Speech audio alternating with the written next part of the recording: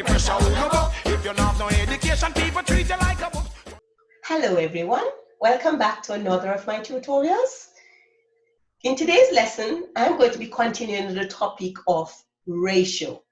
In my last lesson, I did an introduction to ratio. Today, I'm going to be doing equivalent ratios and ratio problems with one part given. So I'm doing equivalent ratio and ratio problems with one part given. Now remember last time I said that ratio is a comparison. So we use ratio to compare one thing with another. And I looked at the example of when we're mixing squash or mixing drink using squash and water, the amount of water to the amount of squash that we use, that's ratio. So how many measuring cups I used this the last time to measure the squash. So how many of this do I put? So if I use one of this is squash, then I use 4 parts of this as water. So it was 1 to 4. So we looked at that in our last lesson. If you want to remind yourself about that, have another look at the lesson. In my last lesson on introduction to ratio, I spoke about removing stain using bleach and water. And the instruction on the bottle was bleach, I would use 25 milliliters of bleach to 5 liters of water. But remember, it was a case where I did not have any measuring jug or measuring tool that holds 25 milliliter. But I knew that this holds 100 milliliter. So I only have something that holds, a container that holds 100 milliliter. Now, if I'm going to be using 100 milliliter, it means I'm doing this 25 4 times. So I'm timesing that by 4. So if I use this 4 times, because I'm using the 100, it means I have got to do the same thing with that. I have to do that 4 times. 4 times 5 is 20. So if I use 25 milliliters of bleach, I have to use 5 liters of water. If I use 100 milliliters of bleach, I have to use 20 liters of water. So here we have equivalent ratio. So 25 to 5 is equivalent to 100 to 20. They have the same proportion. If I was going to put them on a seesaw, you know when somebody go on a seesaw and if one is too heavy over there, the other one, if I was going to put them on a seesaw, we'll have the same action taking place. So if one goes down like that with the other one will go down the same way. The same action will be taking place. So how much more heavy this is than the other, and if it goes like that, when I put the other one on it, it will go the same way like that. So they are equivalent ratio. So that's an example of equivalent ratio. Now let's look at a few examples of equivalent ratio. So if I knew that the ratio of one to the other is 5 to 2, and I'm asked to find some ratios that are equivalent, all I could do is to use my times tables. If I go, whatever number I go over here, I'm going to do the same thing here. So 5 times 2 is 10, 2 times 2 is 4. So I have 2, 10 to 4. 5 times 5 is 25, 2 times 5 is 10. I have the same equivalent ratio. It doesn't matter what number I use. 5 times 10 is 50, 2 times 10 is 20. These are equivalent ratio. Again, using the example of a seesaw. So if it was a case where here, and it was a seesaw, and I've put one onto the other, and one is heavy and it holds down the other like that. If it was a portion, 5 portions to 2 portions, and it goes like that. If I do 10 to 4 portion, it will have the same effect. If I have 25 to 10 portion, it's going to have the same effect. It's going to have, imagine a seesaw with it in the middle right there. So maybe this would be a better example. If when I put 5 to 2, it goes like that, more leaning to that side. It would be the same effect if I do 10 to 4. It would be the same effect if I do 25 to 10. So they are equivalent ratio. They have the same value. So that's an example of equivalent ratio. Now, we use this skill when we're given one part to find another part.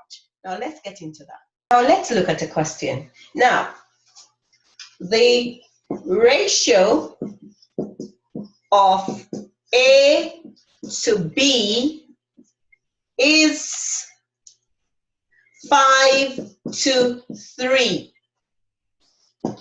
And the question is, find A if B is 12.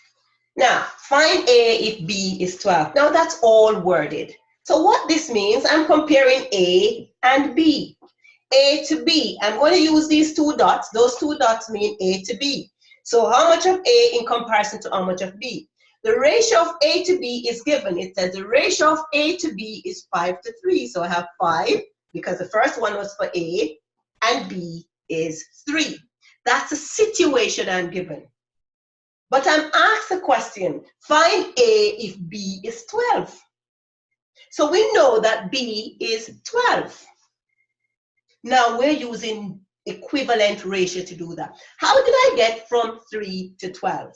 I times that by 4. So I'd have to times this by 4 as well. 4 times 5 is 20.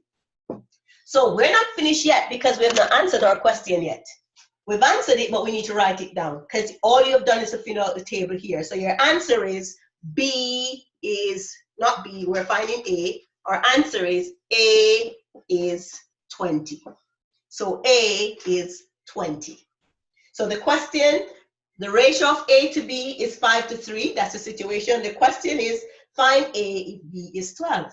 Just need to put this in a table. We're doing A to B. These two dots mean A too.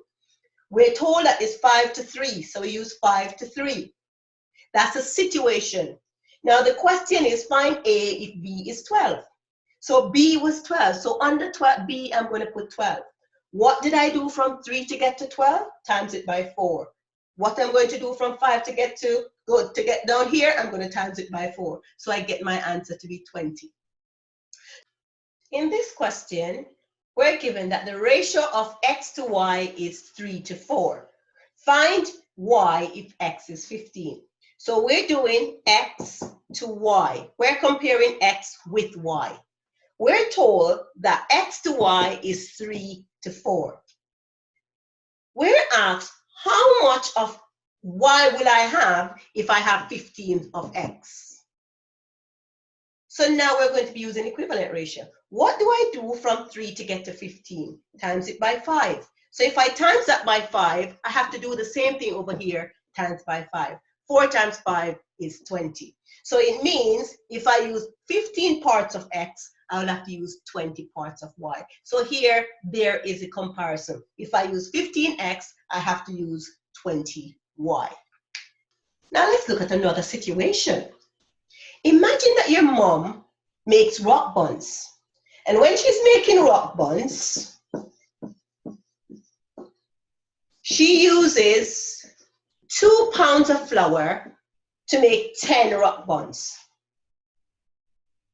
But a friend of hers asked her to make 15 rock buns. How much flour is she going to be using for the 15 rock buns? Now let's look. What's the relationship from 10 to get to 15? 10 to get to 15 is 1.5 times. So times it by 1.5. So if I do the same thing here, I'm going to times it by 1.5. So that means I need less than 2. I need 1.5. So remember, 10, half of 10 is 5. So if I'm going to do that, that's 2. Half of 2 is 1.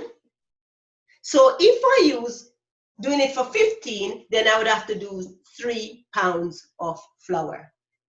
So again, looking at that example, we're making rock buns. Your mom is making rock buns. Whenever she uses 2 pounds of flour, that would give her 10 rock buns. So flour is one of the ingredients. And if she uses 2 pounds of flour, she usually uses that to make 10 rock buns. Somebody asked her to make 15 rock buns. How much flour is she going to make? Now, what did I do from 10 to get to 15? If I times 10 by 2, I'm going to get 20. So it's less than double. So it's 1.5 times. So it means then I'm still going to do this 1.5 times. So if you don't know how to multiply by decimal, 1.5 means 2, which is the 1, and a half of 2, 2 which is here, and a half of 2, which is 1. So 2 plus 1 is 3. So 1.5 times 2 is 3. For those who know how to do it with multiply decimals, this is how we would do it. 1.5 times 2. 2 times 5 is 10. Put down the 0, carry over the 1. 2 times 1 is 2, add 1 is 3. So 2 times 1.5 is 3. 10 times 1.5, same thing. 1.5 times that by 10. The easy way to times that by 10 is to just move the point one place. I get 15. So therefore, it means to get from 10 to 15, I multiply by 1.5 or 1.5. I have to do the same thing with that. So that's another way in which equivalent ratios or working out ratios given different parts comes into play. So if you are a business person and you're doing cooking or you're doing baking as a business, you've got to know how much of one ingredient would you use in comparison to another if your number changes. So in this case, your mom usually used 2 pounds of flour to make 10 rock buns. Somebody asked her to make 15 rock buns. She will still not use the 2 pounds of flour. She'll have to use more flour. But how is she going to know how much more flour? I know in general, moms just usually do an estimation.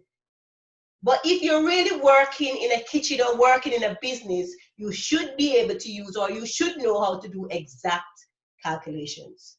So here, if you use 10 of that, if it's 2 pounds for 10 rock cakes, 2 pounds of flour for 10 rock cakes. If you want 15 rock cakes, what's the relationship between 10 and 15? That means I'm timing 10 by 1.5. I have to do the same thing with that, times it by 1.5. So if I use 2 pounds to make 10 rock buns, I'll have to use 3 pounds of flour to make 15 rock buns. So here is where we use equivalent ratio when we're given one part to find another. If you not have no education, people treat you like a